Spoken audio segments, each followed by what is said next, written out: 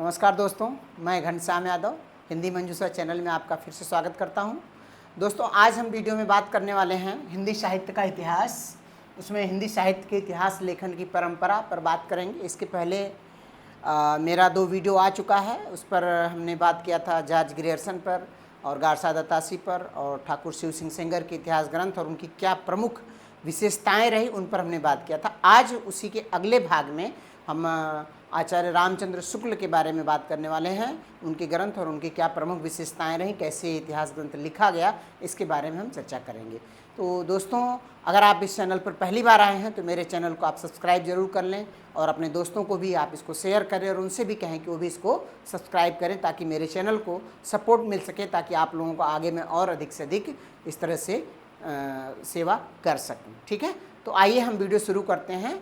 हिंदी साहित्य के इतिहास लेखन की परंपरा, आचार्य रामचंद्र शुक्ल। तो दोस्तों, आचार्य रामचंद्र शुक्ल एक ऐसा नाम है हिंदी साहित्य के इतिहास में कि उन्होंने जो पुस्तक लिखी है उसके बाद कोई भी पुस्तकें तो बहुत लिखी गई, बहुत इतिहास ग्रंथ लिखे गए, लेकिन उनका जोड़ कोई नहीं रहा। यानी कि जो उन्होंने लिखा है सब ने उसी के इर्द गिर्द अपनी जो मान्यताएं हैं उसको स्थापित किया है। उसमें बहुत रद्दोबदल नहीं हो पाया है। लगभग घूम फिर के सब लोग वही बात कह रहे हैं, केवल कहने के तरीके अलग अलग हो गए हैं। तो एक वो कहा जाता है, कहावत है ना, 100 सुनार की और 1 लुहार की।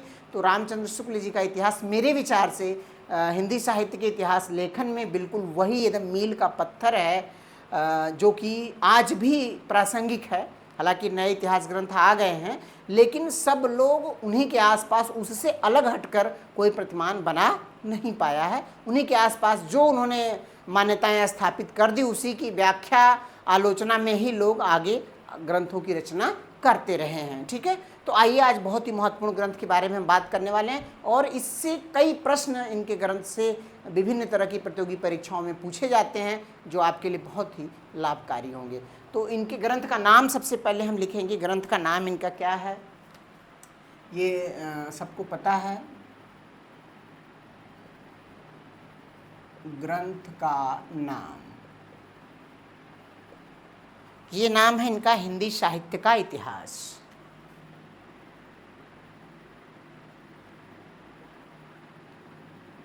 हिंदी साहित्य का इतिहास, ये इनके पुस्तक का नाम है, हिंदी साहित्य का इतिहास। इसका प्रकाशन वर्ष जो है 1929 ईस्वी में हुआ है। प्रकाशन वर्ष, कई बार इसका प्रकाशन वर्ष, मतलब ये एक पॉइंट जो मैं आपको लिखाने जा रहा हूँ, ये सभी परीक्षाओं में प्रश्न के रूप में आते हैं। प्रकाशन वर्ष सन 1929 ईस्वी में इसका पहला प्रकाशन हुआ है। ठीक है, आगे आपका परिवर्धित और संशोधित संस्करण 1940 में आता है, वो मैं आपको आगे लिखाऊंगा। ठीक है, इसके बाद प्रकाशन संस्था कहाँ से प्रकाशित होता है, प्रकाशन संस्था कौन सी रही है?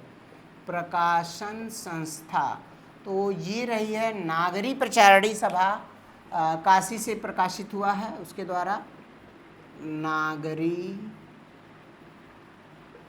प्रचारणी सभा द्वारा जो है ये प्रकाशित हुआ। कहाँ पर है ये? काशी में स्थित है। तो उसके तहत ये ग्रंथ जो है प्रकाशित किया गया है। ठीक है, और किस उसमें लिखा गया है, पद्धति में लिखा गया है, किस पद्धति में लिखा गया, ये प्रश्न आता है। लेखन की पद्धति क्या है इसकी? लेखन की पद्धति, लेखन की पद्धति, तो ये ग्रंथ जो है सबसे अलग पद्धति में लिखा गया है और वो है विधेयवादी पद्धति। कौन सा है? विधेयवादी पद्धति। विधेयवादी पद्धति ये बिल्कुल अलग तरह की पद्धति रही है। इसके पहले मेरा वीडियो इसमें है कि आप देख लेंगे कि इतिहास लेखन की परंपरा में, इतिहास लेखन की विधियों में मैंने विभिन्न तरह की पद्धतियों का उल्लेख किया हुआ है कि किस ग्रंथ को किस तरह से लिखा गया, उस पद्धति की क्या विशेषताएं हैं। तो इनका जो ग्रंथ था विधेयवादी पद्धति में लिखा गया था, और इसके विश्व में जो इतिहास के जनक थे इस पद्धति के वो तेन महोदय थे, और भारत में जो इतिहास हिंदी साहित्य का लिखा सबसे पहले विधेयवादी पद्धति में आचार्य रामचंद्र शुक्ल जी ने लिखा है विधेयवादी पद्धति में। ये सभी प्रश्न बड़े महत्वपूर्ण है, प्रश्न के रूप में आते हैं, ये आप इसको नोट कर लीजिए, ठीक है। और एक चीज़ इसमें है कि कुल कितने रचनाकारों की इसमें बात की गई है, ठीक है। कुल रचनाकार प्रश्न कई बार पूछ लेता है, कुल कितने रचनाकार हैं, कुल रचनाकारों की संख्या, कुल रचनाकारों की संख्या। तो ये 997 रचनाकार हैं, लगभग 1997, इसको हम कहते हैं लगभग 1000, लगभग 1000 रचनाकारों का इसमें जो है वर्णन किया गया है, परिचय दिया गया है, उनकी रचनाओं का परिचय दिया गया है। छोटा सा कवि परिचय है, बाकी और उनकी रचनाओं के बारे में आलोचनात्मक व्याख्या जो की गई है कई तरह से, वो इसमें ये है। तो आप इसको नोट डाउन कर लें, फिर इसके बाद इस ग्रंथ के प्रमुख तथ्य कौन कौन से हैं हम इस पर बात करेंगे, ठीक है। तो एक बार फिर से मैं दोहरा दे रहा हूँ, हिंदी साहित्य के इतिहास लेखन की परंपरा में आचार्य रामचंद्र शुक्ल के ग्रंथ का नाम क्या, हिंदी साहित्य का इतिहास। प्रकाशन वर्ष 1929 ईस्वी। किस संस्था से प्रकाशित हुआ है, नागरी प्रचारणी सभा काशी के द्वारा प्रसारित किया गया है, इसको प्रकाशित किया गया है। लेखन पद्धति विधेयवादी पद्धति है। कुल रचनाकारों की संख्या इसमें 997 है। इसका संशोधित एवं परिवर्धित संस्करण, संशोधित एवं परिवर्धित, संशोधित एवं परिवर्धित, संशोधित एवं परिवर्धित संस्करण 1940 में आता है। संस्करण ये 1940 में आता है, 1940 ईस्वी, ठीक है, 1940 ईस्वी। ये प्रमुख इसके तथ्य हैं, और भी कुछ महत्वपूर्ण बातें हैं अभी मैं आगे बताने वाला हूँ। तो ये मोटी मोटी बातें इस ग्रंथ के बारे में है कि आप इसको नोट डाउन कर लीजिए। फिर इसकी क्या मुख्य विशेषताएं और क्या चीज़ें हैं वो मैं अगले उसमें बता रहा हूँ, ठीक है। आप इसे नोट डाउन कर लीजिए।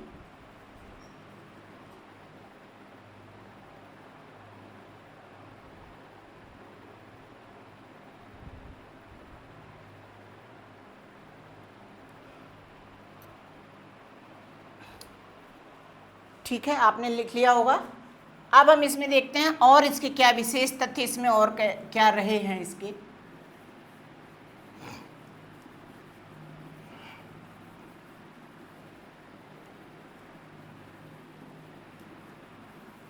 इस ग्रंथ के जो हैं विशेष तथ्य क्या हैं।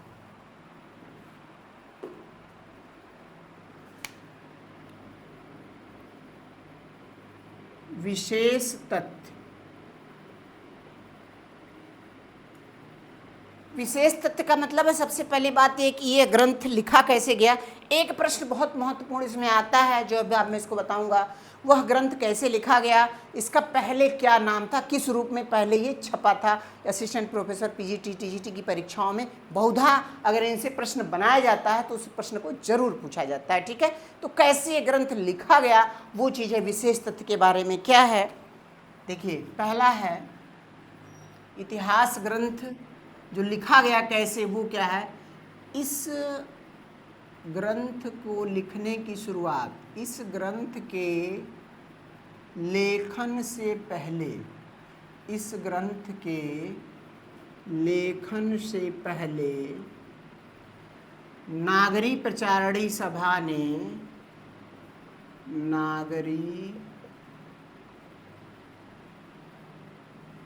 नागरी प्रचारणी सभा ने एक शब्द कोश तैयार करने के लिए विचार बनाया और उसके लिए 3 विद्वानों को आमंत्रित किया, ठीक है। कौन कौन से विद्वान थे। नागरी प्रचारणी सभा ने हिंदी शब्दकोश, हिंदी शब्दकोश, हिंदी शब्दकोश का निर्माण करने के लिए, का निर्माण करने के लिए 3 विद्वान कौन कौन थे उनको बुलाया गया, आमंत्रित किया गया कि आप लोग आइए और हिंदी शब्दकोश का निर्माण करिए, तैयार करिए उसको। कौन कौन से थे? पहले थे सरयू करण पारीख के लिए क्रमशः, चलिए सरयू करण पारीख, सरयू करण पारीख, डॉक्टर हरदेव बाहरी, डॉक्टर हरदेव बाहरी व पंडित रामचंद्र शुक्ल को आमंत्रित किया गया। पंडित रामचंद्र शुक्ल जी को आमंत्रित किया गया, आमंत्रित किया गया। ठीक है, इन लोगों को ये काम दिया गया कि आप लोग क्या करिए, हिंदी शब्दकोश तैयार करिए। ठीक है, अब क्या किया इन लोगों ने, तीनों लोगों ने मेहनत से काम किया और सन 1928 ईस्वी में ग्रंथ जो शब्दकोश बनकर तैयार हो गया। 1928 ईस्वी में शब्दकोश बनकर तैयार हो गया, शब्दकोश तैयार हो गया। ठीक, तैयार हो गया, ये काम हुआ। अब आया कि भाई इस ग्रंथ की भूमिका लिखनी है। ठीक है, ग्रंथ तो तैयार हो गया, शब्दकोश मेन काम दिया गया था किसके द्वारा? नागरी पिछाड़ी सभा के द्वारा दिया गया था कि आप एक विशाल शब्दकोश तैयार करिए, और उसमें 3 लोगों को लगाया गया। शब्दकोश 1928 ईस्वी में तैयार हो जाता है। अब इसके बाद आया कि इसकी भूमिका लिखने के लिए। ठीक है, अब इसका दूसरा जो पॉइंट है क्या है, इस शब्दकोश की भूमिका, इस शब्दकोश की भूमिका लिखने के लिए, लिखने का काम रामचंद्र शुक्ल को सौंपा गया। रामचंद्र शुक्ल जी को सौंपा गया, सौंपा गया। ठीक है, उन्होंने क्या किया, इसकी भूमिका जो लिखा, इन्होंने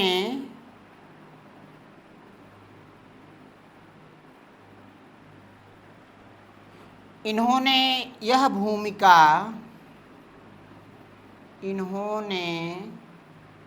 भूमिका हिंदी साहित्य का विकास के नाम से लिखा। क्या लिखा? हिंदी साहित्य का विकास।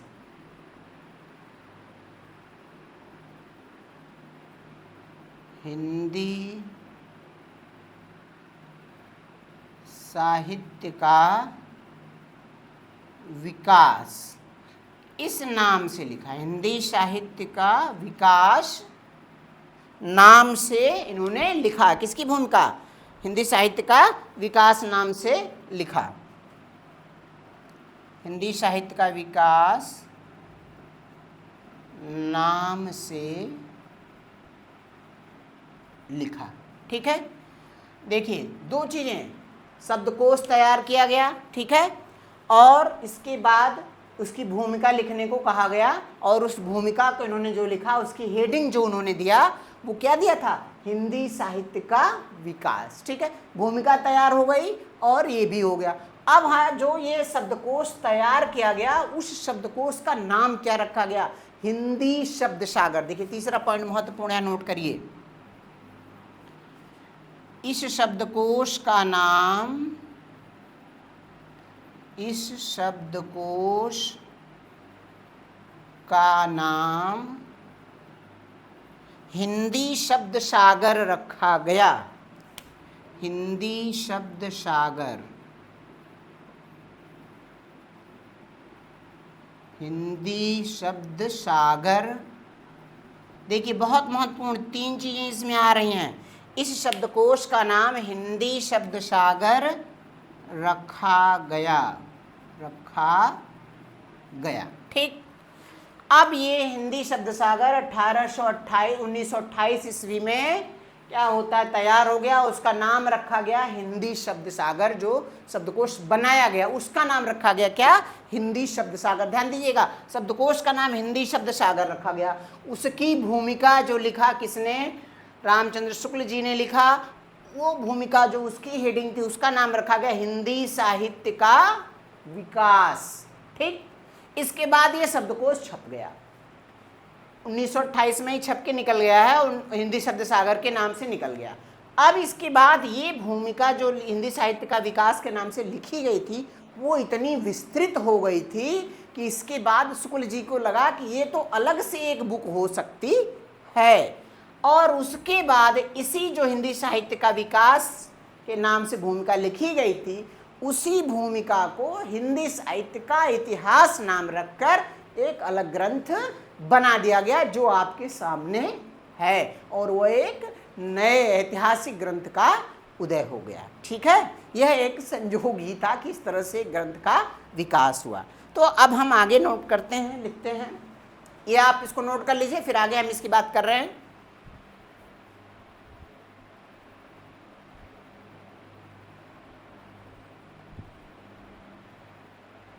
ठीक है, अब देखिए हम यहाँ पर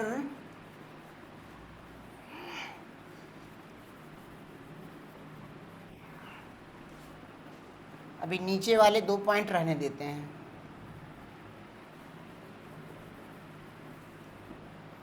देखिए अब ये इसमें जो चौथा पॉइंट आया क्या, हिंदी साहित्य की भूमिका, हिंदी साहित्य की भूमिका, हिंदी साहित्य की नहीं, हिंदी शब्द सागर की भूमिका, ये लिखेंगे गड़बड़ जाएगा। हिंदी शब्द सागर, क्योंकि शब्दकोश का नाम यही रखा गया था, हिंदी शब्द सागर की भूमिका, जो किस नाम से लिखी गई थी, हिंदी साहित्य का विकास, जो हिंदी साहित्य का विकास, हिंदी साहित्य का विकास नाम से लिखी गई थी, हिंदी साहित्य का विकास नाम से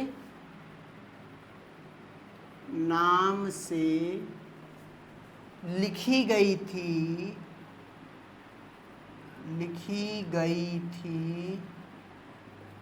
वही भूमिका एक इतिहास ग्रंथ के रूप में, एक इतिहास ग्रंथ के रूप में किस नाम से छपती है, इतिहास ग्रंथ के रूप में सन 1929 ईस्वी में, 1929 ईस्वी में हिंदी साहित्य का इतिहास, हिंदी साहित्य का इतिहास नाम से छपती है, हिंदी साहित्य का इतिहास नाम से छपती है और एक ग्रंथ बन जाती है, और एक महत्वपूर्ण ऐतिहासिक ग्रंथ, महत्वपूर्ण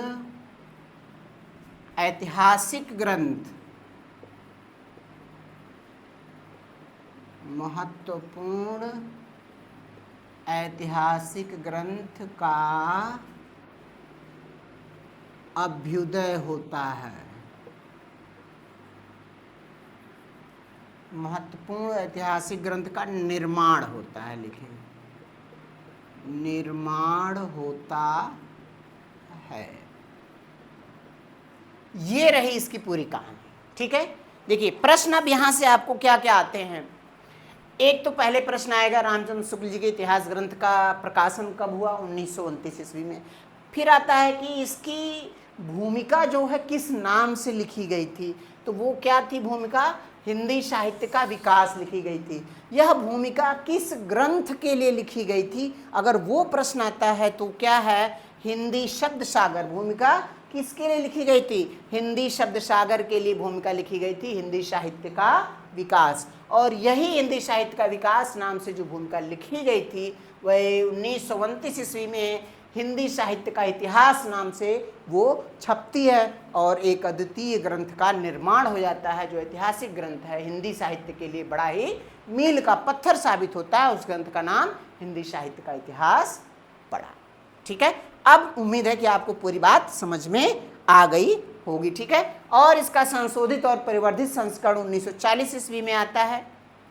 तो ये इतने जो है, अब इसमें काल विभाजन वगैरह हम अलग से इसकी क्लास लेंगे, अगले वीडियो में आएगा आगे कि किस तरह से काल विभाजन उन्होंने किया, क्या नाम दिया, क्या आधार उसका था, उस पर हम आगे वीडियो में बात करेंगे। आज के लिए इस ग्रंथ के बारे में इतनी ही जानकारी। अब ये क्लास यहीं पे समाप्त होती है, अगली क्लास हमारी फिर दूसरे उसमें आएगी। और दोस्तों, आपको ये वीडियो अच्छा लगा हो, आपको निश्चित तौर पे महत्वपूर्ण जानकारी इस वीडियो से मिली होगी और जो आपके लिए उपयोगी होगी, और आप इसको मेरे चैनल को आप सब्सक्राइब जरूर कर लें और अपने दोस्तों को भी इसे शेयर करें और उन्हें भी कहें कि वो भी सब्सक्राइब करें, ताकि मेरे चैनल को थोड़ा सा बूस्टअप मिल सके। आपके सहयोग की बहुत ज़्यादा उम्मीद मैं करता हूँ। ठीक है, धन्यवाद।